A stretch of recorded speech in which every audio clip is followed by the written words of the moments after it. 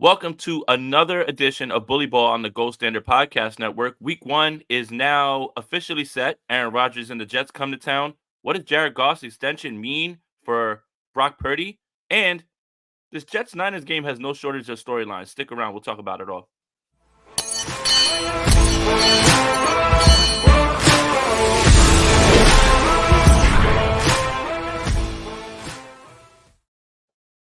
Woo, snazzy new intro. I'm Jason Aponte. That's Steph Sanchez. This is the Bully Ball Podcast on Gold Standard Podcast Network. Steph, how are you? Are we clear of rat beef? I was hoping you would start with some reference to the rap beef because I wanted to ask you who do you think won? Well, I'm The gonna. guy, the guy whose record I cannot escape. I was literally out last night, and Not Like Us came on, and this is on the East Coast, and everyone starts to do On their the East version of the Coast too. countdowns. Hey, Yes, hey, I think we know who won. But yeah, I finally we're clear of rat beef. We don't have to talk about that anymore. But Wednesday is a holiday, and the NFL is incredible at making everything literally an event. Everything, the schedule, invite. But before we get into all this stuff about who the week 1 opponent is, I want to ask you a question. Do you care if someone has knowledge of the schedule and leaks it early, or are you one of these people that is like, please don't leak it. I want to see on Wednesday I do not care at all, and it's at just all. because I mean you said it, Jay. Like the NFL does a good job of building the anticipation for these anticlimactic events. Like let's be Right. honest, the schedule release is not that big of a deal, but Mhm. it's a milestone of we're one step closer to the start of the season, right? So for Yeah. that, we're excited. We're excited to finally see when some of these games are going to be played, the primetime games, all that stuff. But I don't care. Like for me, I want the dates as soon as possible. So Right. if anyone out there has some of the games, knows when they're going to happen, let me know because I want to know that ASAP. Right, and the reason that I wanna know the dates because we already know the opponents, and the opponents were given to us last season, is because I wanna plan my trips. I wanna go to Miami. I wanna go I wanna figure out when I'm gonna make my way to Levi's, and, I've already looked at the opponents and said, "Well, I've already been to Levi's. I wanna go to other stadiums. I wanna go to Miami. I wanna see when they do Buffalo, Green Bay, because if it's during a time when it's not negative 300 degrees, I'd like to go visit there too or whatever, but, Miami for sure is the one that I've got my eye on, but regardless, little by little, the schedule is leaking out. Obviously, we knew Green Bay and the Philadelphia Eagles week 1 in Brazil. That's a Friday game. We are eating good as 49ers fans, and I want to tell you why. Thursday night football, the Chiefs against the Ravens. Friday football, the Packers and the Eagles. We get Saturday off. Sunday is our day because the San Francisco 49ers play on Monday night football against the New York Jets and Aaron Rodgers. So we get 3 whole days of football without having to have heart attacks about the team, worry about our team. We get to, Sunday, I'm going to do something that I normally don't get to do on Sundays because I'm so locked in and trying to take my notes and get ready for it to analyze everything. I'm going to go watch football with people.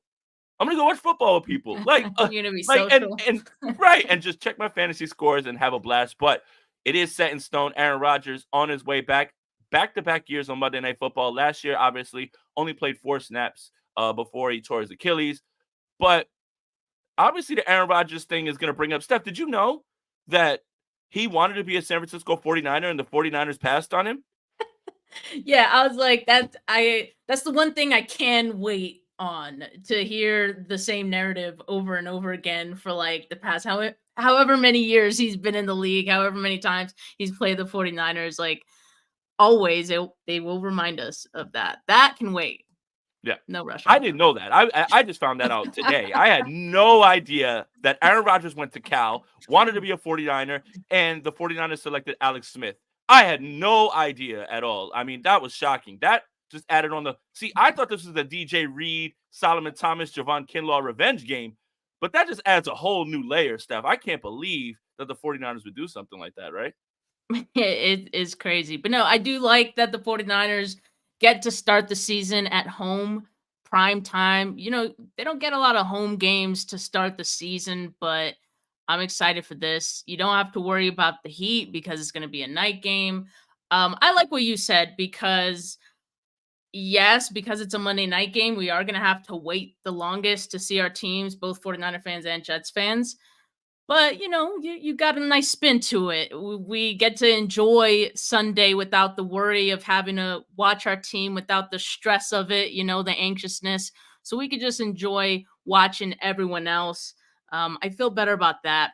And one thing I don't love is that the team is going to have to play on a short week for week 2, but it is week 2. So at some point every team is going to have to get a short week that they're going to have to play, right?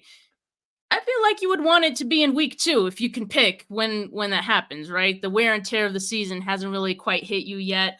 But yeah, I love the starting the season with energy, with bright lights. And this is going to be a Jets team that's going to be full squad. We're going to get a glimpse of their full potential with Aaron Rodgers and just all the additions that they've made this season. So for them, it's time for them to put pen to paper, so to speak, right? So I'm looking forward to seeing what they look like. I've just been curious. I've been rooting for Robert Saleh. Of course, won't be for that game. But I feel like the other part of it is Kyle Shanahan, I feel, is like he's trying to zig his offense while defenses are zagging. So I feel like this will be a good test to see like what new chess move he has for the rest of the league, and what better way to show that than against a former colleague who knows you and your tendencies very well. So for that, I'm excited. And then you look on the other side of the ball, 49ers third defensive coordinator since Saleh. Um, 49ers wanted Jeff Ulbrich this offseason. Jets weren't having it. They hired Nick Sorensen, and we'll see what Nick Sorensen has in his bag for that game. And you just mentioned, too, like there's a lot of former 49ers players, and now with the Jets, so revenge game, right? We're going to see all that. So I like it. I like exciting week 1 games. The against Pittsburgh doesn't really do anything for me. You know what I mean? Against, I don't even remember some of the other ones, but this is a memorable one. I feel like it will be. Let's see if we can remember. Let's do 2019 Tampa Bay, 2020 Arizona, 2021. You have good Oh memory. dear. No, 2021. Come on. Come on. This is bad Come podcasting, on. but it's gotta come to me. 2022 was Detroit. 2021. Wait, 2021 was Detroit. 2022 There's was one with the Bears Chicago. too. Chicago. Yeah. And Yep. 2023 this past year was, oh dear, Pittsburgh. All Yeah. right. Pittsburgh. See? There we go. All right. Boring. But All those games I are do boring. I do want to say this. The schedule releasing and the way that the games are staggered are very important in this way, because last season the 49ers had the least amount of rest in terms of other teams and how they came in. All the flying across the country. By the way, the 49ers still won a shit ton of games. So they're pretty good, Leave so it out, it Rob. can't yeah, it can't be as bad as last season, right? It can't be as bad as last season. But yeah, you're right. I mean, I found out today that Robert Saleh is a former 49er defensive coordinator. That just adds another layer. I mean, that it's just there's no shortage of things that I'm finding out. But I did want to go through what the Jets offer, because they did have the number 4 defense in football, I believe, last season. So you have Sauce, obviously, and Rob. Right after this, pull up what's going on with Sauce and Mooney Ward so we can have that up. But they added Hassan Reddick. They have Jermaine Johnson, Quinnen Williams, Michael Carter II is their slot guy. DJ Reed, old 49er, Quincy Williams, CJ Mosley. They just added Chuck Clark. Tony Adams is their free safety. Just added Mike Williams. They have Garrett Wilson, who's fantastic. Brought in Tyron Smith to protect Aaron Rodgers' blind side from the Cowboys, and Alan Lazard, and obviously Brees Hall. So the Jets have a team. Like, the Jets are on paper very well loaded. Now, having lived on this side of the country, I know all well and full well about this is our year and this is what we'll see. Even Jets fans, when I speak to them and I tell them, hey, look, Aaron Rodgers, this guy, and they're like, calm down. They're like, calm down. Like, don't like, and even this is Jets fans, like, they're not even enthusiastic anymore at this point. But it will be a nice little test for the 49ers, especially with the way their defense is gone. I think the chess match between Saleh and Shanahan which if you guys haven't listened to the Playmakers podcast, it gives you a little bit of insight into what was going on in that building when they were both there in terms of practices turning into like full-on wars in terms of like trying to get the better of each other. So don't think Robert Saleh doesn't have revenge on his mind in that way. And there's no shortage, again, of storylines in this game at all. Aaron Rodgers and the 49ers, right? DJ Reed used to be here. Solomon Thomas, Javon Kinlaw, like all these guys, right? It's it's a lot of fun. And the Jets have adopted the 49ers way that it almost feels like, hey, this is really like looking like a moment where we can actually have some storylines to talk to. And John Chapman, thank you for the donation, buddy. Stefano Ponte, greater than Rodgers and Quinn and Williams. Man, thank you for the donation, man. Very, very generous. Shout out to John Chapman. He does a lot of great work. But this game will be at Levi's, so it won't be on the dreaded MetLife turf, thank God. So that's something that we can hang our hats on as well too. But this is going to be a very nice test for the offense. So I alluded to it a little bit earlier, Rob. Mooney Ward and Sauce Gardner, they're going back and forth on social media last year. Let's take a look at the initial tweet. So Sauce Gardner says, I told y'all the Niners might look better on paper, but the Chiefs always find a way. And this was right after the Chiefs beat the 49ers in that regular season game. And then, oh no, this is after the Super Bowl, if I'm not mistaken, right? Yeah, this is after the Super Bowl. And Charvarius Ward, I'm just going to read it. Boy, your ass ain't never sniffed the playoffs. You watch it from the couch, worry about the sorry-ass Jets. Everybody got something to say about the team in the Super Bowl. Your opinion doesn't need to be heard, kid. This is cornerback on cornerback violence. And then Sauce Gardner starts today. Y'all be gassing stuff up about people that play the same position. Me and Ward not lining up against each other a single play. He was heated that day like anybody else would be and took what I said the wrong way. End of discussion. Steph, cornerbacks beating up on each other on social media. Go. I like Sauce's response from today because, I mean, he's not wrong. They aren't going to be lining up against each other. They might have had some little Twitter finger moments in the past. Hey, that happens to all of us, right? So sometimes guys move on. Doesn't mean anything. So, yeah, I don't think this is going to be a storyline really heading into the season. Fans will make it so, as they already have, like, brought those tweets back up. But he's right. They aren't going to be playing against each other directly, so we'll see.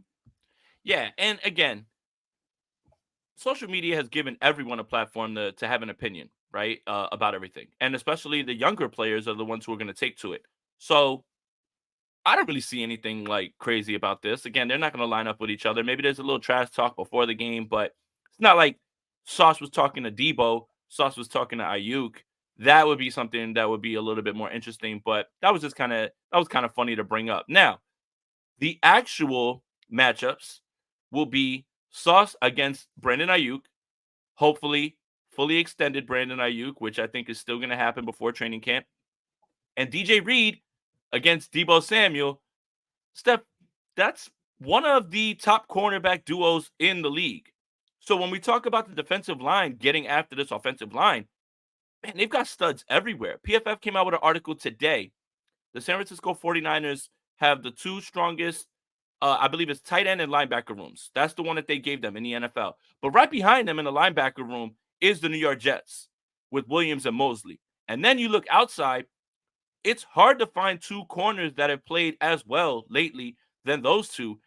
This is going to be an interesting matchup here. And do we see a little bit more of Ricky Pearsall in this game to try to alleviate that and get some more separation in this game? Well, this is exactly what I was talking about like the chess move that I think Kyle has up his sleeve, has kind of planned. When you look at the moves they've made in the wide receivers that they took, and even Isaac Garendo, like just you kind of see the vision of what Kyle Shanahan wants to bring to this offense. And so I do think like this is the type of matchup where you do kind of want to bring in those new wrinkles because again, you have someone in Robert Saleh who knows your tendencies, knows your personnel, knows their weaknesses, and he has a hell of a defense that can match up toe-to-toe with what the 49ers do offensively. So this would be a game where I would love a little zigging from Kyle Shanahan, some new wrinkles here and there, some Ricky Pearsall. And so, Jacob yeah, Town? maybe Jacob Cowan as well, right? Maybe in some special teams punt return role. Hey, why not, man? And then Cowan obviously with the speed, he can blow the top off the defense. So maybe you need some of that in a game like this. So yeah, I'm excited. Obviously, me and Jay will give our thoughts ahead of week 1. Mhm. When that comes, but hey, it's shaping up to be a really great one. Nothing like going into and doing a week 1 preview May 14th before there's any I training know camp or anything like we're that. like really deep diving, man. Hey, it's We miss football. Can you tell? we're talking about actual football again. Just Yeah. like color us excited. I'm sorry. Also, Yeah. speaking of excited, the 49ers are going to joint practice with the New Orleans Saints, and I absolutely have to be there if it's going to be open to They the public, man. I got to they go. better. They better. It's gonna be They in better. Irvine. Oh yeah. Oh, and that's Orange County, correct? Yeah, yeah. See, I know Cali. See, East Coast boys Sunshine. learning. Hey, Okay, there you we go. going. He listened to enough Kendrick.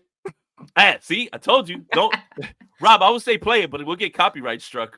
So don't even do it. But that is interesting with the Saints, obviously too. But back to this game. On the other side, Garrett Wilson is most likely going to be playing in the slot. Now, we heard from rookie minicamp that Renardo Green was starting in there. Now, that doesn't necessarily mean that he's going to be starting in the slot. I think it's Mhm. actually smart to begin him from the inside out because I think that he can be a boundary corner already. But getting him ingrained with being inside, obviously, rookie minicamp, there's not any pads, there's not any touching, anything like that. But it's going to be interesting to figure out what this cornerback room is going to shape out as because Garrett Wilson against any slot receiver is going to be a problem. On the outside, you're going to have Mike Williams and Alan Lazard. And Garrett Wilson is one of the finer young wide receivers in the league. And we might get a chance to actually see Rodgers and him and their rapport. That's going to be something that's going to be very interesting for the 49ers and how they attack him in the slot because he is very good. That's what I'm saying. This is going to be a big test right off the bat for Nick Sorensen. Let's hope Brandon Staley, who, it seems like he's going to be in charge of the game planning, which we all kind of figured when that hiring was announced, or I guess it hasn't officially been announced by the 49ers, but you know what I mean. Um, yeah, I think that'll definitely be a test for the defense, a test for any newcomers, because as we know, outside of Mooney Ward and Lenore, which are the mainstays in that secondary, you have some new faces, right? Maybe you start the season with Mustafa at safety. I mean, I don't know if Hufanga is going to be back, when he's going to be back. I just throwing that out there. And then they brought in a bunch of new corners, including Renardo Green, as you mentioned, Isaac Yadam. Like, so who is going to be the starting nickel this season? We'll find out. OTAs, training camp up next. We're excited to see how that battle kind of unfolds throughout the offseason. But whoever is the starting nickel is going to have a huge test right off the bat, right? So I don't envy whoever's going to be there. But I will say, like, from everything we've seen and heard of Renardo Green, I think he would love that challenge. Yeah. Like he would rise up to that occasion, I think. And so I wouldn't be mad at all if it was the rookie Renardo Green going up against Wilson in that game. Obviously, we're speculating right now because it could be Yeah. Yidium. It could be Rock Yassin outside. It could be Lenore Yeah. inside. It could be Lenore outside. There's plenty of combinations, again, with the way that the 49ers can do this. And I think that's what's exciting because the secondary isn't exactly like set in stone. And there are a few options. And there are guys that have upside and have potential and could, be better than other guys. But we have to wait for all of that to play out. Yeah, this Jets game is a perfect game, in my opinion, for week 1 for the 49ers to kind of show, hey, they're not like us, and or we don't have a Super Bowl hangover, right? So it's going to be really, really interesting to see how this one plays out. So again, let's kind of Well, pivot just one because more thing though, one more thing. because you were like uh saying that we'll have to wait and see, like, who's going to be out there for the 49ers on this defense. I would not be surprised if the 49ers drag that out for as long as they can, like literally Yeah. week of the game, Kyle's getting questions. Do you know who's going to be your starting nickel, or who's going to be your safety? And the more you He's going to ask him, drag the that less out he's as gonna long as tell he you. can. Like the Yeah. more you ask him, the more he's gonna get pissed and not tell you. Good. Like if Right. any competitive advantage you can have, for me, for some of us, it's frustrating to like not know because we're like dying for that kind of information. Mhm. But for competitive advantage sake, and again, you're going up against someone who knows you very well. Why not? Like, I love that. Drag it out. I mean, Eric Branch is gonna ask a question to Kyle, and he's gonna be like, "I know what you're saying, but I'm not gonna tell you." Like and he just like I can hear it right now, like with the way he is. And you're right. Stylistically, what the Jets want to do offensively, they've literally San Francisco East. It's literally like a whole coaching Yeah. staff, all these players, everybody, right? San Francisco East is going to be very interesting, almost mirror images. Now, Steph, the 49ers have solved their offensive line problems. They have signed Chris Hubbard, swing tackle, who last played for the Tennessee Titans. Obviously, I'm being facetious, but I will go through some of his numbers. Last season, according to PFF, 67.8 pass blocking rating, allowed 4 sacks, 4 hits, 10 hurries, 18 pressures in 292 pass blocking snaps. Over his career, he's played 4 years with Pittsburgh, 5 years with Cleveland, and 1 year with Tennessee. 21 sacks allowed, 20 hits, 110 hurries, and certain years, 42.9 pass blocking on 22 pass blocking snaps for Cleveland. That's nothing, right? That you really can't go off it. But in 2020, 164 pass blocking snaps, 78.3, 73.6 in 2018 on 694 pass blocking snaps for Cleveland. This sounds like competition for right tackle. That's all he played last season, 473 snaps at right tackle for the Tennessee Titans, ended with a 67.8 pass blocking rate. Steph, it's not a guarantee that he makes this roster, and this isn't a fix, but it's depth, and it's somebody who can be a veteran presence and possibly can play all around because he does have experience at right guard, center, left tackle. I just look at this as depth and more competition at camp. Yeah, I mean, dude's been in the league since 2014, so he has a ton of experience. And you mentioned all the positions that he has experience in. I mean, I think clearly the 49ers maybe want to bring in some swing tackle depth, if anything. I figured that would be Brandon Parker. Uh, but I mean, also pretty clear that Pooney wouldn't play that role. I think they want him strictly at guard. They did mention like he could play tackle in a pinch, but that's probably not necessarily the situation you want to be in.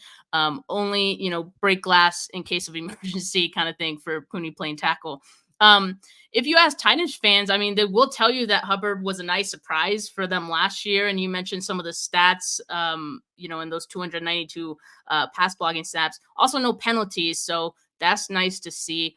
And for people who are wondering like why he was available this late in free agency, I know his season last year ended with an injury, so maybe just teams wanting to check in on his medicals and all that. I don't really know, but um, if that's your reasoning for saying he's not going to make the team or something like that, I don't know. I mean, crazier things have happened. I remember Deshaun Gibson literally having a tryout during joint practices with the Vikings 2 years ago, and that was ahead of the preseason.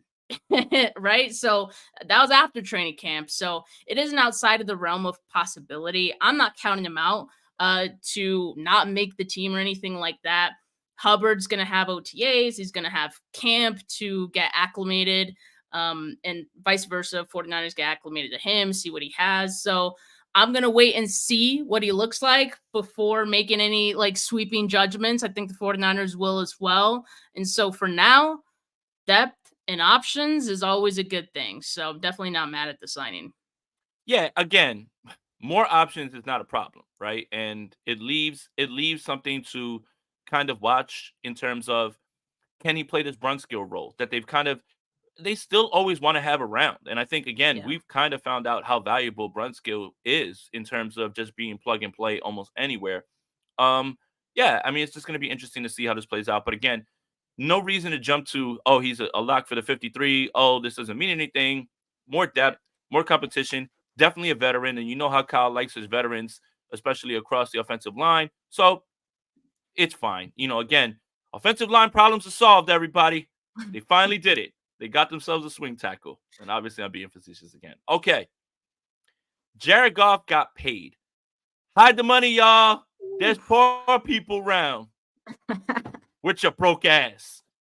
How much money? $210 million, $170 million guaranteed. Good Lord.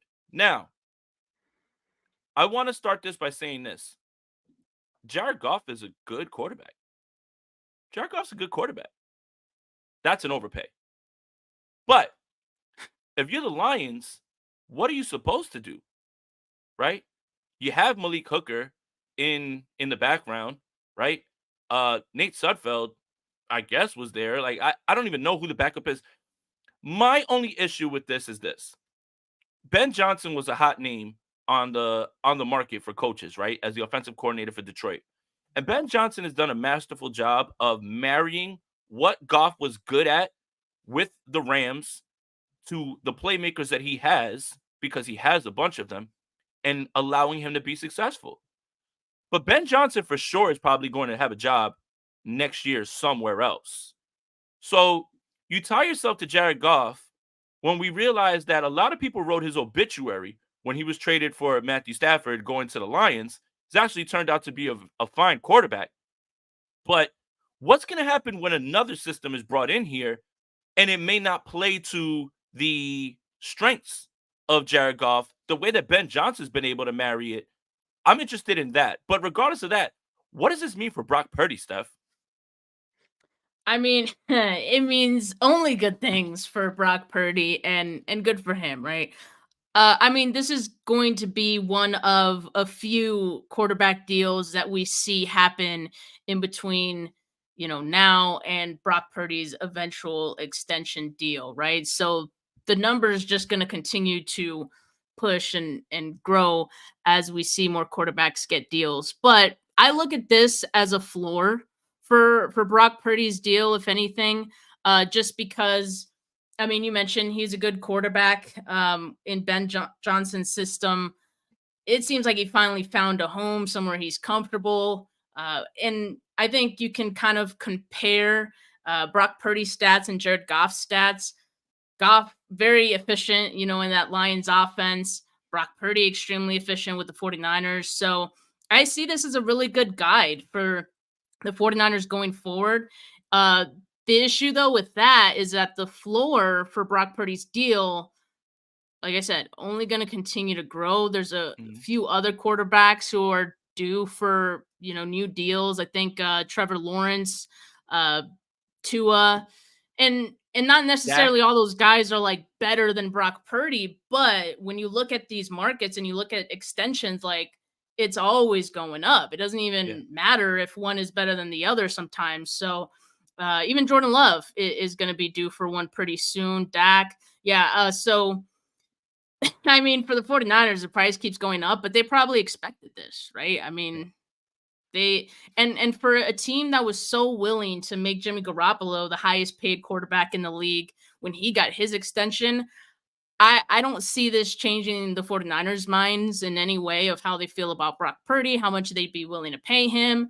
And as we know, like they're already preparing for what they know is going to come. Like you already see the moves that they're making um to support Brock Purdy's eventual contract, and it's going to be a backloaded deal. So I'm not too worried about it, but I could just say Brock Purdy's going to get exactly what he deserves.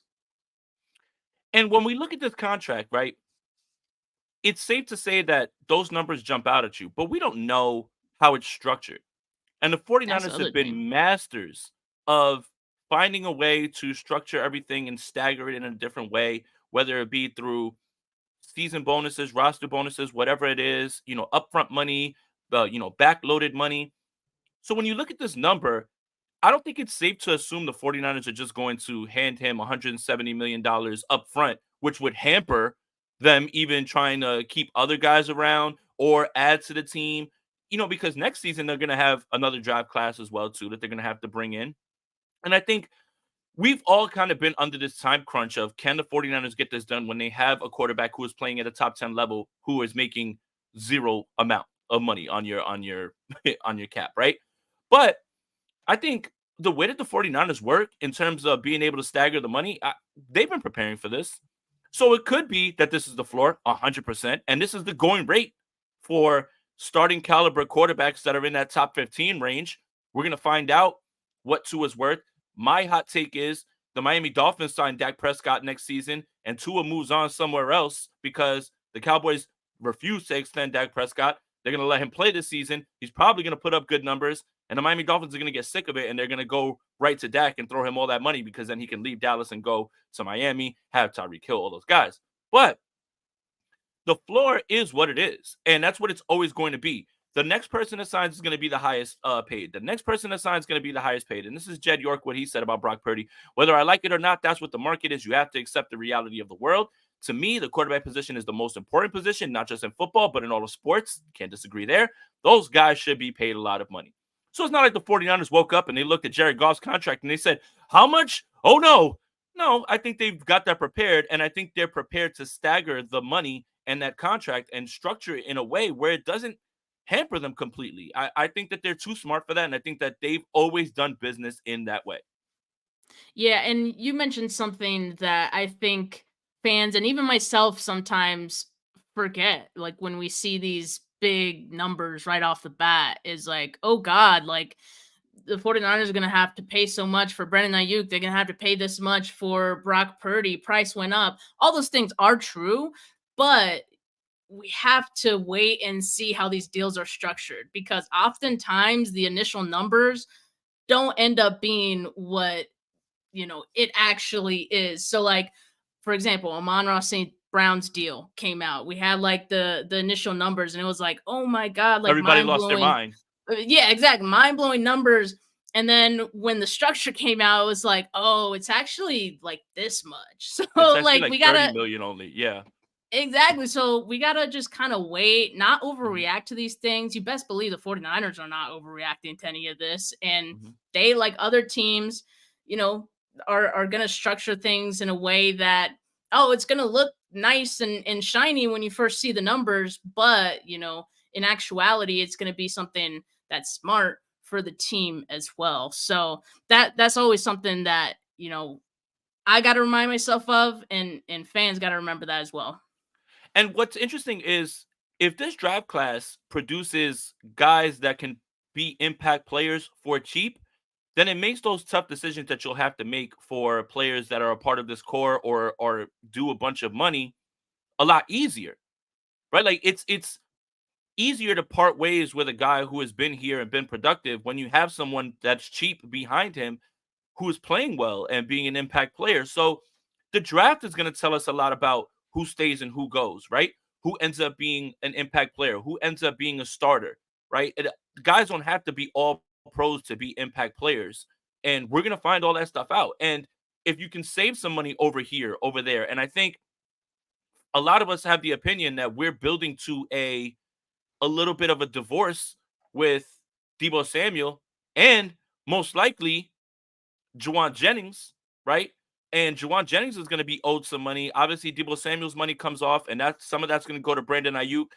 But the 49ers are prepared for this. And I think, again, if the draft actually produces high-end guys that can start, be impact players for cheap, then it's much easier to make those tough decisions. And it's like Mike Tannenbaum told me when I asked him the question about Brandon Ayuk. It's down to, are you a nice to have player or have to have player? And those are the decisions the 49ers are going to have to make down the line because when you start paying a quarterback, it becomes increasingly and increasingly tough. And the only team that I really see that is able to do it over and over because they keep restructuring is like they keep bringing in good guys and they keep signing guys and they keep drafting. Well, damn Kansas City Chiefs and Patrick Mahomes, man. But everybody else kind of struggles when it comes to paying a quarterback and having to pay everybody else and keep impact players around, right? And that's what we're kind of seeing with Josh Allen. You got to move on from Stephon Diggs. Well, we got to find Keon Coleman in the draft now, and we've got to start all over. So will it work? Will it not? You put a lot on the plate of the quarterback because you're paying them a lot and you expect a lot of them.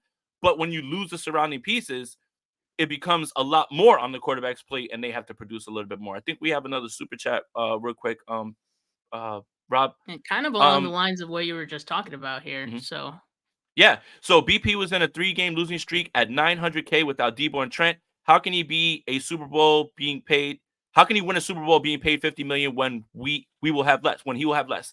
Right. So thank you for the donation, by the way, Daza. That's the thing, right? It's this window.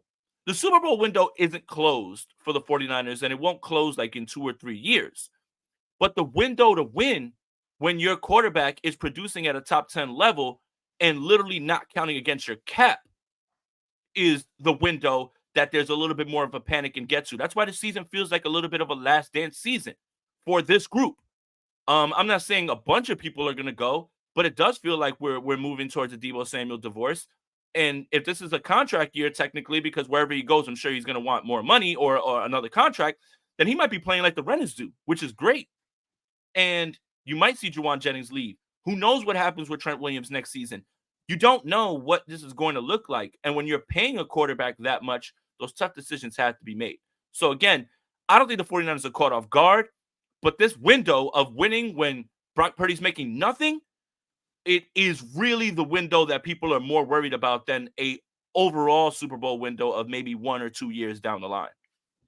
Yeah, and they know it too. Like players have like openly said how they kind of know this is their window and their best shot. That doesn't mean that after Brock Purdy gets his extension that the 49ers are going to have no shot at getting to the Super Bowl, but it is going to be a little more strategic, I think, from that point on, and that's where the emphasis on drafting needs to come back, because you need to be able to hit on those guys, and also coaching is really important to that as well.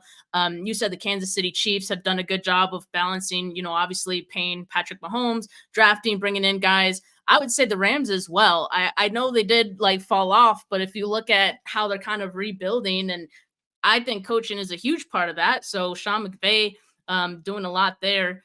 Uh, so yeah, I mean, for the 49ers, it's going to be more of the same. And yeah, it's going to be a challenge, but they kind of know what to expect. And I believe in this coaching. So hopefully, they'll be able to get it done and be a competing team, even with Brock Purdy on a big extension. Yeah, and it's like we've been saying, this draft is going to dictate the level of success that they're going to continue with because of this, right? And I didn't want to be hyperbolic by saying that this was the most important draft of the regime for Lynch and Shanahan, but it is. It is. It has to be. It has to be guys that are going to contribute for less money. Yep. Having all these high end guys, it's great. It's a luxury. Hopefully, the salary cap continues to increase. We don't know what that's going to look like. Maybe another high profile player can date Beyonce or something like that. Sorry, Jay-Z, and they could bring in more money so we can have a higher up salary cap. But realistically, you need these young guys, these draft picks to be impact guys, and they need to be able to be, your return on investment has to be cheap, right? Like it has to be, we don't have to pay you until down the line, and then it makes those decisions a lot easier going forward with players that are owed their money, that are due their money, that absolutely deserve it.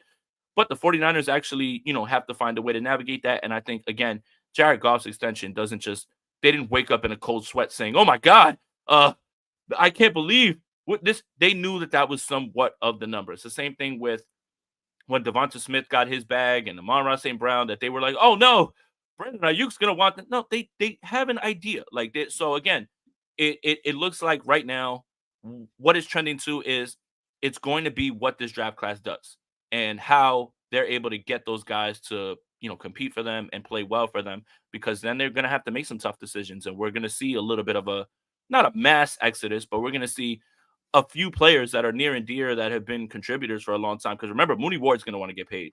Diamador Lenore is going to want to get paid.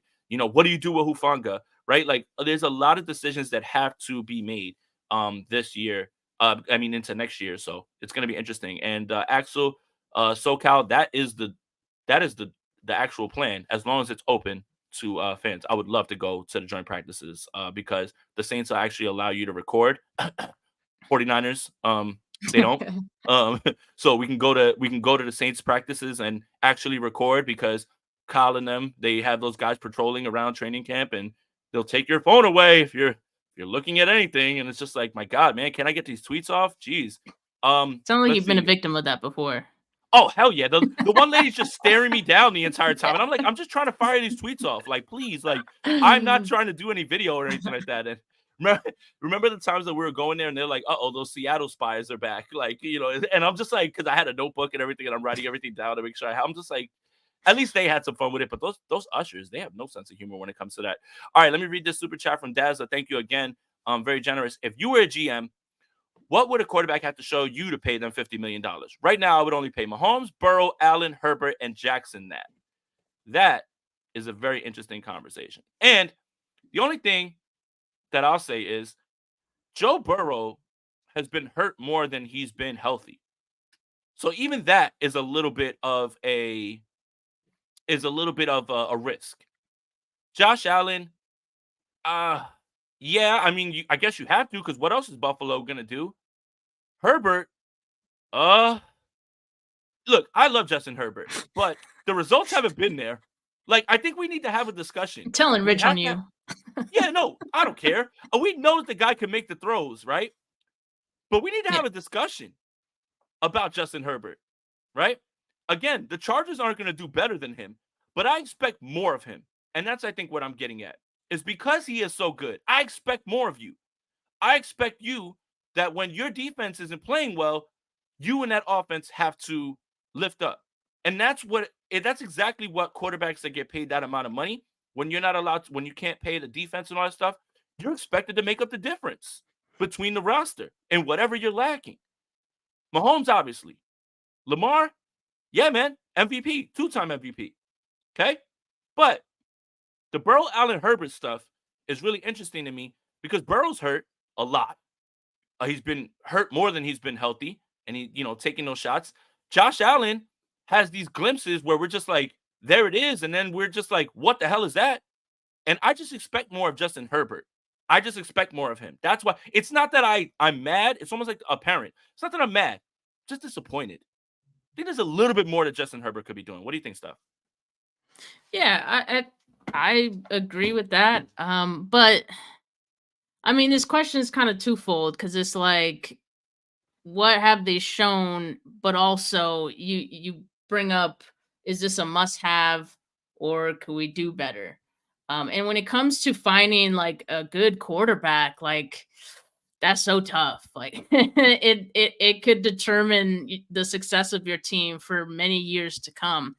And the 49ers did quite a lot with the middling quarterback, right? In Jimmy Garoppolo, but now you have something better. So would you call that a must-have? Would you call Brock Purdy a must-have? I mean, I would. So if that's the market, I'm not setting the market. I mean, I'm just like paying the toll in order to have my must-have, right? And so if that's the price, then yeah, like I'm paying all these guys just based on that, that alone. But I don't know. I mean, you could look at it different ways, but that's the way it's looking like for Brock Purdy. Let me ask you, like, would you pay Brock Purdy 50 million? Like, do you have any reservations against that? No, if he puts up another season like he did last year, incredibly efficient, running the offense and just giving the offense just a little bit more, and that's obviously what we've seen, the most efficient offense in football with like the second to last amount of passing attempts. If you get another season like that, I don't think you can even think about not paying him that. And you don't blame Brock Purdy. You don't blame the 49ers. You blame the market. It's the going rate. It's literally just the going rate. Like, that's it. Like, it's always going to increase. Like Jed York said, it's not only the most important position in football, the most important position in sports. And those guys deserve to get paid. The expectations change then when you make a certain amount of money. But I still think the 49ers are well adjusted and they'll be able to do it. We got to get up out of here, though, Steph. Thank you guys for checking out the new episode. Make sure you guys are subscribed to the Gold Standard Podcast Network, wherever you get your audio podcasts. Make sure you follow Steph on Twitter at Steph49K. Make sure you follow me on Twitter at JasonAponte2103. Go over to GoldStandardNiners.com for all your writing that Rob does. It's a bunch of good stuff on there as well, too. Links to the podcast, all that. And as always, let's go Niners. Let's go. Peace.